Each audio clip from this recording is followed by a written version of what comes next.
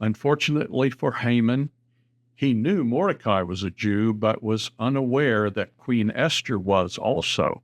So Haman somehow convinced Xerxes that it would be good to rid the country of the Jews, and he set a date when the Jews would be rounded up and slaughtered. Xerxes signed a law to that effect, not realizing that his queen was a Jew. Meantime, Haman contracted to have gallows built for Mordecai as a special punishment for his disrespect. Mordecai got word to Esther that she needed to do something, and maybe God allowed her to become queen for just this situation. Even though she was queen, no woman could just walk into the royal throne room uninvited. And even more important, Persian kings were considered gods. When they put their signature on a law, it could never be changed because gods didn't make mistakes.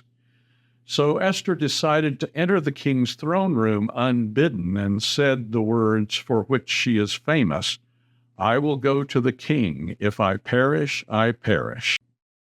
Again, making a long story short, Esther revealed that she was a Jew and would be subject to Haman's law, demanding the annihilation of all the Jews in the realm. The king was outraged and commanded that Haman be hung on the gallows he built for Mordecai. When the day came, some tried to execute the first order to kill all the Jews, but the Jews defended themselves, as was allowed by the second order, and killed some 75,000 men who came against them. So we can see parallels between the Jews and Israel defending themselves from Iran and its proxies to today, to the story of Esther, with one man's hatred of Jews and desire to annihilate them. Iran has spent decades trying to get nuclear weapons for one purpose: to obliterate Israel. They almost got there, too, just like Haman came really close to wiping out all the Jews in the Persian Empire. Time will tell if Iran's Ayatollah meets a similar fate to that of Haman.